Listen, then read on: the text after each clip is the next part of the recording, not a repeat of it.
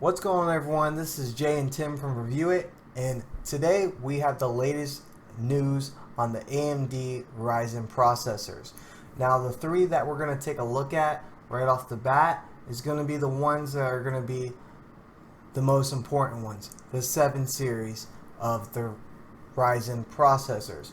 So, Tim's going to tell you about the three that we're going over right now. So as you can see, they do have three different lines within their 7 series. So you have the 1700, the 1700X, as well as the 1800X. So the 1800X is definitely going to be the best of the units, but they are going to be split up into different categories. So a different price, different performance. So you'll see a lot of differences even between these two, even though their number differences aren't equal. Now, the biggest thing that catches my attention about the new Ryzen 7 series processors are that all of them, the 1700, the 1700X, and the 1800X, all 8-core, 16 threads. What do you think about that, Tim? It's actually great to see that AMD is finally multi-threading their processors. It's a technology that Intel's had out that has made Intel so appealing to a lot of people, and which has allowed Intel to overprice their processors so much.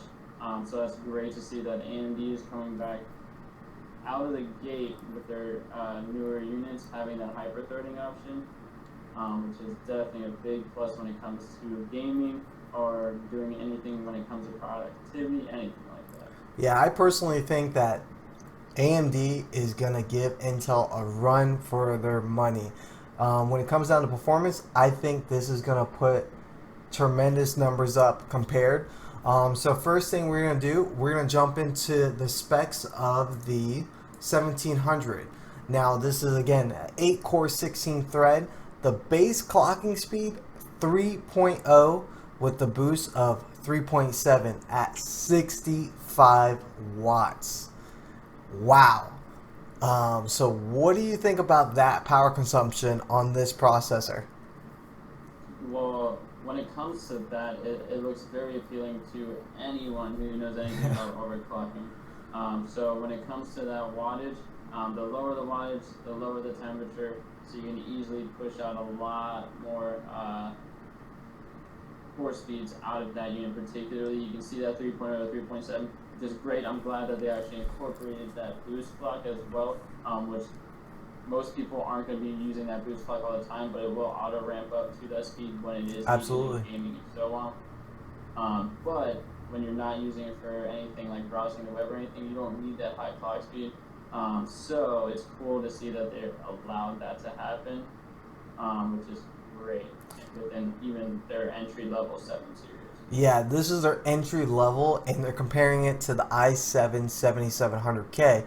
Now, as you can see, the Cinebench graph, it is blowing the 1700K out of the water with the numbers so far that we see. Nearly almost double, which is pretty crazy for an entry-level 7 series.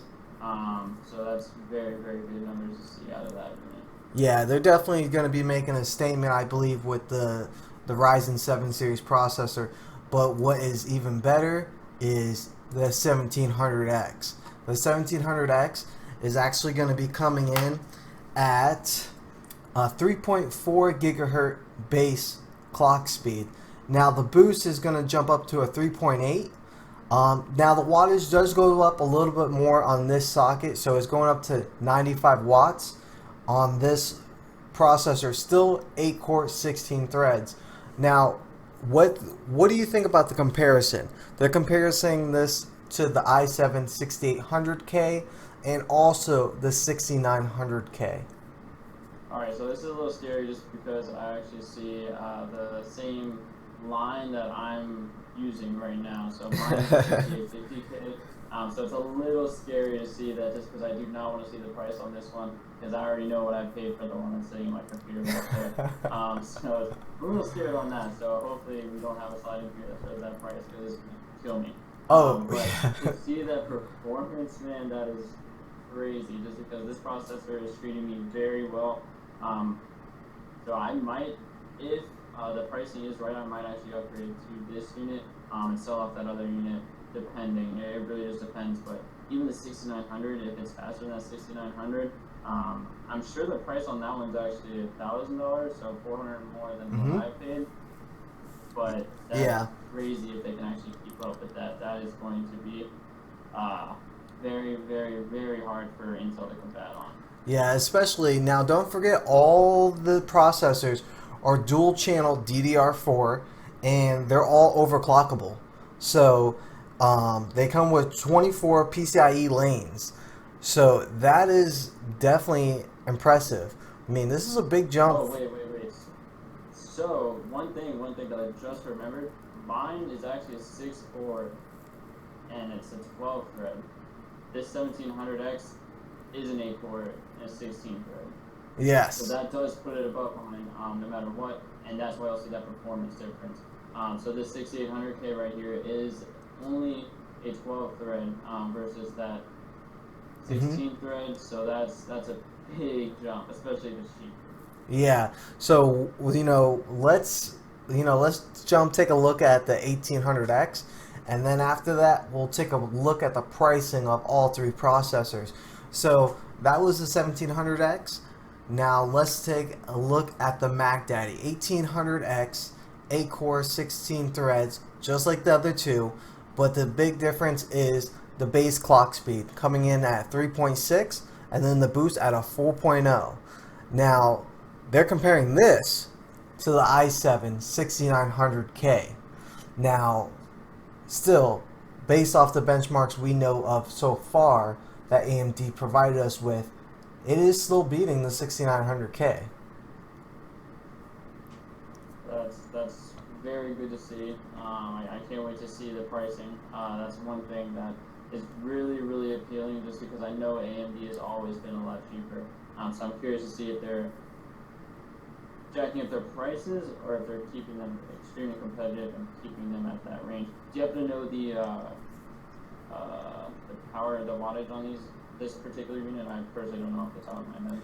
This one is actually going to be 95 watts as well. So the 8350 was at that wattage as well. So to see that one go up to 5 gigahertz, I'm sure you'll be able to see this one go up to 5 gigahertz and be have adequate cooling for it. So this is going to be very, very nice. Yes, I think this right here, this one's going to set some records, to be honest, for AMD, with being 16 threads and still at 95 watts with this type of clocking speed right now. I think once other enthusiasts get their hands on this product, I think they're going to be able to pull some crazy numbers out of this processor. Now let's jump down into the pricing. Now the 1700 is coming in at $329. This is the entry level 7 series Ryzen processor, $329. Then we have the 17X, 3.4 gigahertz with a boost of 3.8, coming in at $399. Now we know this is what compares to the 6850K, which you have in your build right now currently. What do you think about that price? It's $20 cheaper. We'll see on the benchmarks, because I actually know benchmarks and stuff on that one. So we'll have to do a comparison on that just to see what the real world benchmarks are compared to the real world on this unit. Just so we can have an overall versus just the ones that they're showing us now. But that's steal of a deal on that one. And then you even go up to the 1800X. You're paying an additional $100 for that unit. You're getting that faster clock speed, which will allow for better overclocking and everything later on. So that's very, very nice. The big thing that puts any of these above the unit that I have now is definitely that 8-core and 16 thread. That is killer. And the fact that they're going to be on the market March 2nd, you can actually pre-order now. I know Newegg has their website up. You can actually pre-order through Micro Center as well, which is great. But these pricings, I believe, are the MSRP pricing. So this is no sale price either. So I'm sure we will see pricing cheaper than this as well. Yeah, so I'm very impressed that even the 1700X and the 1800X are reading at 95 watts, because compared the 1800X is compared to the i7-6900K. Now, let's not forget the 6900K came in at 130 watts. So we're talking about 35 watts less and outperforming the 6900K with the 1800X. So Yeah, so that is impressive. nice. So I Very, definitely very think, cool. yeah, I think AMD is definitely going to make a comeback this year, and they're definitely going to make a big impact on the processor world with But this where lineup. Intel, but like where Intel actually is still very, very far ahead on is actually the motherboards. So I know the motherboards are actually, the newer motherboards are going to be coming out for these units, Mhm. but Intel has a lot of features within their motherboards that have kept them above AMD for a very long time as well. So a lot of different features. The DDR4 was something that they came out with first. I know these new Mhm. ones are coming out with the DDR4, which is nice. The amount of PCIe slots that you can use, That's true. PCIe threads as well. That's a big thing. But I believe the next slide, I'm gonna pull that up. So there's going to be a lot of new motherboards coming out, which is very, very nice to see. I'm personally an Asus fanboy, Whoop, but whoop. it's very nice to see all the new boards and all the different styles and stuff that they're going to be coming out with. All the little features with the M.2 slots coming out, just because I know that's going to be taking over the market as well. So there's a lot of different things that I'm looking forward to seeing. Exactly. And you know, Asus, you have these big name manufacturers, Asus, Gigabyte, MSI. These are amazing companies. These are leading companies in the motherboard world. So for them to, come out with a whole new board, because these chipsets are AM4s. So that is a big thing. So a lot of people that have previous AMD processors, they will have to change the board to go with a AMD 7 series processor. So that is a big thing. Now, do you think that's a big, you know, you think that's going to be a big price in the motherboards for these processors? No, I've actually seen some of the pricings on Newegg. Since they do have their pre-orders available now, the pricing is very, very competitive. I know I spent a good amount of money on the motherboard that I have now.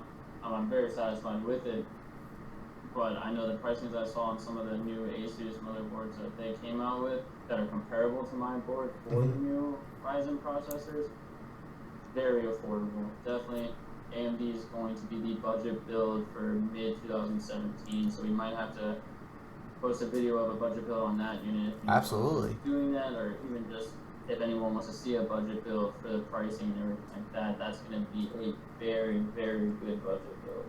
Yeah, so definitely in the future, we're definitely going to have to get our hands on a 7 series processor from this lineup, and also a board. So who knows? Maybe in the future, you guys will see a new budget build on an AMD Ryzen processor and board setup. So if you guys have any questions or concerns about this video, leave us a comment down below. We will definitely get back to you guys as soon as possible. Until then, this was Jay and Tim from Review It.